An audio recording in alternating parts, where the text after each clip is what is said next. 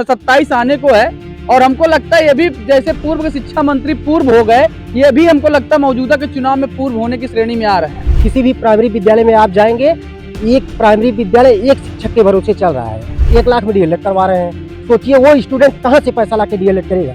योगी आदित्यनाथ जी को गौशाला चलाने का अच्छा अनुभव है और वो गौशाला और विद्यालय में ज़्यादा अंतर नहीं समझते हैं। पढ़ लिख के हम लोग रोजगार की तलाश में जा रहे हैं, फॉर्म भर दे रहे हैं, फिर उसके बाद पेपर लीक हो जा रहा है। उत्तर प्रदेश में 46,499 सहायक अध्यापकों के पद खाली हैं। उसको लेकर अनिल प्रधान ने विधानसभा में कहा कि जिस तरह से सरकार ये पद जो भरने की बात थी उसको लेकर सरकार पे हल्ला बोला, और साथ साथ ये भी कहा कि जिस तरह से जो बीएड के छात्र हैं, जो बीटीसी करके छात्र निकल रहे हैं, उन छात्रों को नौकरियां नहीं मिल पा रही हैं, वो बेरोजगार चल रहे हैं। ऐसे में सरकार क्या कर रही है, सरकार इसका जवाब दे।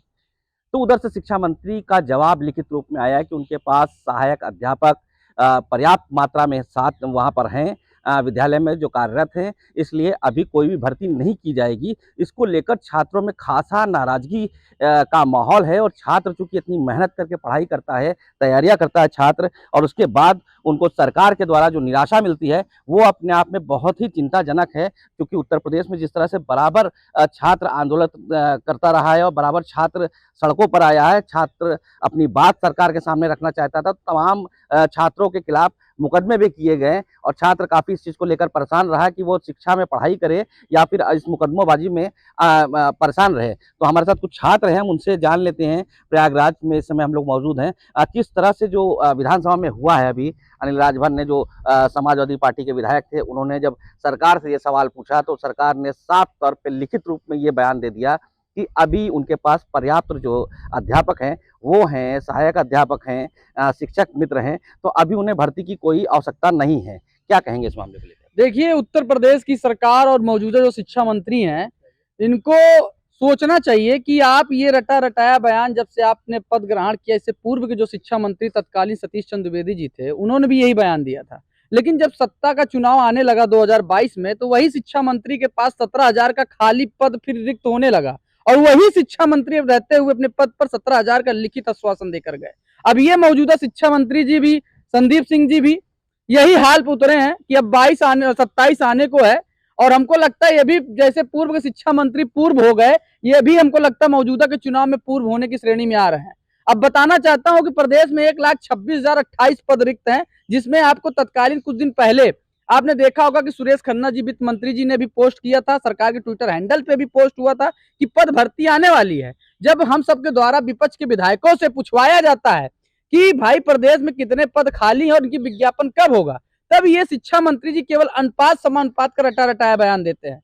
तो हम सब ने भी तय करके रखा है कि जिस तरीके से ये अनुपात समानुपात की गणना हमेशा करते हुए 7-8 वर्षों से आ रहे हैं, उसी प्रकार से 2027 में इनका अनुपात समानुपात को थोड़ा सा डाउन करके इनको भी पूर्व की संख्या में लाया जाएगा। और जिस तरीके से अभी आपने देखा होगा, कुछ दिन पहले हम सब आंदोलित थे, आप सोच रहे होंगे कि ये युवाओं की पीड़ा सुनने की बजाय, ये युवाओं की मांग सुनने की बजाय, उनको पूरा करने के बजाय उनको दमनकारी काम कर रहे हैं। केवल छात्रों के ऊपर मुकदमा लगवा रहे हैं, केवल उनके घर परिवार वालों को परेशान कर रहे हैं, जिससे ये सोचते हैं कि जब आवाज उठेगी नहीं तो हम कोई भी प्रोपोगंडा चला देंगे, चाहे न्यूज में, मीडिया में, जैसे कि अभी ये चला रहे हैं। हमारे पास पर्याप्त अध्यापक है। अगर मैं तो कहता चाहता हूँ मीडिया बंधुओं से कि एक बार जाए प्राथमिक विद्यालयों में सर्वे करें, वहां उनको पता चलेगा कि 40-40 बच्चों के बीच में एक अध्यापक है, जहां पूरे विद्यालय में एक अध्यापक है। तो विद्यालय में जब अध्यापक ही नहीं होगा तो कोई अभिभावक अपने बच्चों को क्यों भेजेगा? इसी वजह से बच्चे कम हो रहे हैं प्राथमिक विद्यालय में, इसीलिए अनुपात समानुपात का रेशियो घट बढ़ और बराबर चल रहा है इनका। क्या कहेंगे आप, जिस तरह से समाजवादी पार्टी के विधायक ने सरकार पर सवाल उठाया, और जिस तरह से संदीप सिंह ने उस सवालों का जवाब देते हुए कहा कि हमारे पास पर्याप्त जो है शिक्षक मौजूद हैं, पर्याप्त सहायक शिक्षक मौजूद हैं, शिक्षक मित्र मौजूद हैं, तो ऐसी स्थिति में अभी हम भर्ती नहीं करने वाले? पहले तो हम सर ये बताना चाहते हैं, इनके जो बेसिक शिक्षा मंत्री हैं, इनको तो किसी ने बता दिया है कि आपको मंत्री बने रहना है और आपको यही शब्द कहना है कि ये अनुपात समानुपात बराबर है। इनके अधिकारी सब जान रहे हैं, इनको सब पता है। लेकिन सोचिए, हर साल लगभग मिनिमम जो एक अंक होता है, 5,000 शिक्षक बेसिक में रिटायर हो रहे हैं। किसी भी प्राइमरी विद्यालय में आप जाएंगे, एक प्राइमरी विद्यालय एक शिक्षक के भरोसे चल रहा है। चाहे बुलंदशहर चले चले जाइए, चाहे इधर चले जाइए चंदौली साइड, जो इनके रक्षा मंत्री हैं, उनके गृह जनपद में भी हम लोग गए थे एक बार, वहाँ देखे सिर्फ 2 शिक्षक, 1 शिक्षक पढ़ा रहे हैं।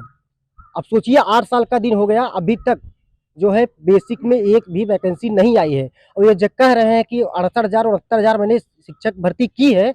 आप सोचिए 1,37,000 शिक्षा मित्र जो समायोजन रद्द किए थे, उनको ये जो है समायोजन रद्द करके जो वो वैकेंसी क्लियर किया, रिक्त पर 2018 से आज तक एक भी नहीं दिए हैं। अब बताइए डीएलएड करवा रहे हैं अपना खजाना भरने के लिए। चुनाव 22 में एक बार आया था, 17,000 सीट खाली है, कोर्ट का आदेश भी आया था, सब इस जो थे स्टूडेंट सबसे की वैकेंसी आ जाएगी। सोचिए उसके बाद वैकेंसी 22 में नहीं है। विधानसभा हम लोग गए, वहां से मार के हम लोग को खेत दिया गया इको गार्डन, वहां कितने कितने लड़के 10-10 दिन बीमार हो गए। सोचिए कितने मेहनत से लोग 1.5 लाख रुपए 2 लाख रुपए, आज इनके पास जब सीट नहीं भरती है डीएलएड की, 70,000 में डीएलएड, 1 लाख में डीएलएड करवा रहे हैं। सोचिए वो स्टूडेंट कहाँ से पैसा ला के डीएलएड करेगा, और डीएलएड कर भी रहा है तो सोचिए ये वैकेंसी क्या इनकी गजब हो। 8 साल के 8 लाख ऐसे हो गए, कम से कम 12-15 लाख जब से ये 69,000 वैकेंसी कंप्लीट की है, तब से डीएलएड स्टूडेंट बेरोजगार ऐसे घूम रहा है। क्या करेगा बेरोजगार रहेगा वो, पैसा नहीं रहेगा स्टूडेंट के पास, करेगा क्या? वो खुद जानते हैं करेगा क्या, चोरी करेगा, डकैती करेगा, खाएगा क्या? जब नहीं रहेगा उसके पास, खाएगा क्या वो? सोचिए आप, 8 साल का दिन बहुत समय होता है, इनका रटा रटा बयान एकदम खत्म होना चाहिए। अगर ये वैकेंसी नहीं दे रहे हैं, मेरा नाम आदित्य सिंह है, डीएलएड बंद कर दें। हम लोग वोट दिए हैं इनको, लेकिन अब हम लोग वोट इनको नहीं देंगे, इनको निकाल फेंकेंगे इस सत्ता से। इनको अहंकार हो गया है। इनके पिताजी माननीय कल्याण सिंह जी, उनके पिता का नाम, उनकी विरासत लेके जो चल रहे हैं, इनको रटा रटाया बोल रहे हैं। एक किसी पहले सतीश द्विवेदी शिक्षा मित्र थे, शिक्षा मंत्री थे, वो तो पुराने हो गए, गए उनको जहाँ जाना था, ये भी जाने वाले हैं। ने अपनी भाषा एकदम अच्छे से बता दे, कहाँ इतना सीट खाली है, सब पता है इनको सर, सब पता है कितनी सीट खाली है। ये इनके आका के डर से बोल नहीं पाते छात्र है वो सीईटी की बात करें चाहे बीएड की बात करें तो 4.25 लाख के आसपास सालाना जो छात्र हैं वो यहाँ प्रतियोगी छात्रों निकल कर आता है, अपनी परीक्षा को पास कर कर आता है कि हम वहाँ पर शिक्षक बनेंगे, सहायक अध्यापक बनेंगे, लेकिन उनके कहीं ना कहीं इरादों पर पानी फिरता नजर आ रहा है। ऐसे में शिक्षक करे तो करे क्या, क्या कहेंगे इसमें आप? सर डीएलएड वाले बहुत परेशान हैं। 8 साल से वैकेंसी नहीं आ रही है, और हम लोग यहाँ परेशान हैं। आर्थिक तंगी और दबाव, पारिवारिक समस्या से जूझ रहे हैं, तैयारी कर रहे हैं, लेकिन वैकेंसी 8 सालों से नहीं आई है। इस तरह से इनको डीएलएड बंद कर देना चाहिए। जिस तरह से 18 लाख प्लस बच्चे डीएलएड करके बैठे हुए हैं और वैकेंसी नहीं आ रही है, ये सब सरकार की नाकामी है। इससे डीएलएड बंद कर देना चाहिए और हम लोग अपना काम करें। तो किस तरह से आप लोग हॉस्टल में आके रहते हैं, इतनी परिश्रम करते हैं, घर परिवार को छोड़ के आते हैं, पढ़ाई करते हैं, उसके बाद जब सुनने को आपको मिलता है कि आपके प्रदेश का मंत्री जो शिक्षा मंत्री है वो आपने जो परीक्षा की पढ़ाई कर रहे हैं उसकी जो नौकरी का जब समय आएगा तो उसे ही बता देते हैं कि वो अभी खत्म हो गई है नौकरी, क्या कहेंगे? देखिए, ये एक छात्र की कहानी नहीं है, ये पूरे प्रदेश के जो युवा हैं वो सबकी कहानी यही है। माननीय मुख्यमंत्री जी का 2 काल लगभग पूरा होने जा रहा है, उसमें कोई भी शिक्षक भर्ती नहीं आई है।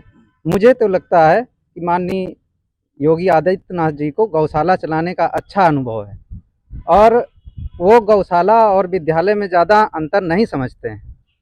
ना तो इन्होंने बेसिक में कोई भर्ती की और ना ही इन्होंने माध्यमिक में कोई भर्ती की, और रही बात उच्च में, तो उच्च में भी आप देख ही रहे हैं कि आगे जो पेपर कराया गया फिर वो लीक हुआ। आखिर ये गलती किसकी है? छात्रों की नहीं है, ये गलती सरकार की है। तो उनको अनुभव ऐसा है, ना तो कोई लाइब्रेरियन भर्ती की गई, ना कोई शिक्षक भर्ती की गई, ना कोई काउंसलर भर्ती की गई, ना कोई एलडीसी का लोअर डिवीज़न क्लर्क होना चाहिए। जब बड़ा विद्यालय है तो उसे संभालने के लिए नहीं, उसके लिए भी प्रधानाध्यापक कार्य करे या फिर शिक्षा मित्र काम करे या फिर शिक्षक काम करे, और उसमें भी जनगणना कराना है, मतगणना कराना है, और इनका अनुपात और समानुपात बराबर बना ही रहता है। ये पूरे 2 इनको कार्यकाल निकल जाएगा, ये भर्ती नहीं पूरी कर पाएंगे। और माननीय शिक्षा मंत्री जी को कहना चाहेंगे कि इनको अपना अनुपात समानुपात देख लेना चाहिए, क्योंकि इनका अनुपात समानुपात देखते देखते हम लोग इनके 2 कार्यकाल पूरे हो गए, लगभग में मान के चलिए कि पूरे होने वाले हैं, और जो समय रहा है वो भी लगभग बीत ही जाएगा। ऐसे तब तक ये करते रहेंगे अनुपात समानुपात बराबर। तो कभी ये बोलते हैं कि हमारे पास 51,000 पद रिक्त हैं, उसका हलफनामा सुप्रीम कोर्ट में लगाते हैं। कभी कहते हैं कि हमारे पास 46,000 पद रिक्त हैं, कभी कहते हैं कि मेरे पास कोई भी वैकेंसी है ही नहीं। तो आखिर इनको दिखा लेना चाहिए, किसी मनोचिकित्सक को दिखा लेना चाहिए, मेरा तो यही कहना है। जय तमाम हिंद। छात्र हैं, अलग-अलग उनके विषय हैं, अलग-अलग बात। भाई आगे आ जाइए, क्या नाम है आपका? जी, मेरा नाम आयुष है। आयुष, ये बताओ कि इस तरह से आप इतनी मेहनत करते हैं, परिश्रम करते हैं, उसके बाद जब इस तरह से पता चलता है कि इस तरह से प्रदेश के मंत्री विधानसभा में ऐसा बोल रहे हैं, तो कितना आघात लगता है हृदय में? बहुत आघात लगता है, क्योंकि हम लोग ग्रामीण क्षेत्र से आए हैं और कहीं न कहीं यहाँ पे रोज़गार की तलाश में आए हैं। लेकिन सरकार की ये मानसिकता है कि जो आम छात्र हैं, वो शिक्षा रोज़गार से वंचित कर दिए जाएँ, और यही कारण है कि ये लोग स्कूलों को बंद करके ठेका खुलवा रहे हैं, और तमाम चीज़ों से हम लोगों को वंचित किया जा रहा है। जब पढ़ लिख के हम लोग रोज़गार की तलाश में जा रहे हैं, फॉर्म भर दे रहे हैं, फिर उसके बाद पेपर लीक हो जा रहा है। तो इन सब चीज़ों से हम लोग बहुत दुखी हैं, और सरकार से मतलब आग्रह ही कर सकते हैं कि वो इन चीज़ों पे ध्यान दे और हम लोगों की भी मजबूरियाँ समझे। नहीं तो फिर वही है कि हमें आंदोलनकारी कार्यों के लिए बाध्य होना पड़ेगा। क्या कहेंगे आप? सर, जैसे कि हम कहेंगे कि पेपर लीक बहुत बड़ी समस्या हो चुकी है इस देश में। जैसे एसएससी के पेपर लीक हो जा रहे हैं, यूपी पुलिस के पिछले पेपर लीक हो जा रहे हैं, फिर शिक्षक भर्तियों के पेपर लीक हो जा रहे हैं। नहीं, पेपर तो लीक हो जा रहा है, लेकिन अब समस्या यहाँ पे तो ये आ गई कि जो शिक्षक और की तैयारी कर रहे हैं, पढ़ लिख के पास हो रहे हैं, उसके बाद उनको नौकरी नहीं मिल पा रही है। नौकरी सरकार दे ही नहीं रही है। और उस पे आज चर्चा कर रहे हैं। और सर, रिक्तियाँ भी ज़्यादा हैं, तो भी विभाग नहीं भरे जा रहे हैं। पुलिस विभाग में रिक्तियाँ हैं, आपकी शिक्षक भर्ती में रिक्तियाँ हैं, तो उसके बाद भी विभाग में ओवरलोड काम कराया जा रहा है, जो भी कर्मचारी हैं उनसे। पुलिस विभाग में 12-12, 18-18 घंटे ड्यूटी कराई जा रही है, और शिक्षक विभाग में तो आपको एसआईआर गणना या जनगणना, फिर तमाम प्रकार की गणनाएँ, हॉस और डॉक्टरों को हॉस्पिटल से भी गणना में लगा दिया जा रहा है। ये सब रिक्तियाँ भरनी पड़ेगी। जो सहायक हैं, सहायक अध्यापक हैं, तमाम जो भर्तियाँ हैं उनकी, अगर ऐसे में छात्र अपनी अध्यापक बनने की योजना लेकर पढ़ाई करता है और उसके बाद जब उसको नौकरी का समय आता है तो उसको सरकारी नौकरी नहीं मिल पाती है, तो कहीं न कहीं वो बहुत निराश होता है और प्राइवेट जो भी स्कूल हैं, वहाँ का रास्ता देखता है। तो ऐसे में छात्रों का जो भविष्य कहीं न कहीं अंधकार में दिख रहा है और छात्र इसको लेकर काफ़ी परेशान हैं। प्रयागराज से पंकज चौधरी, न्यूज़ 24।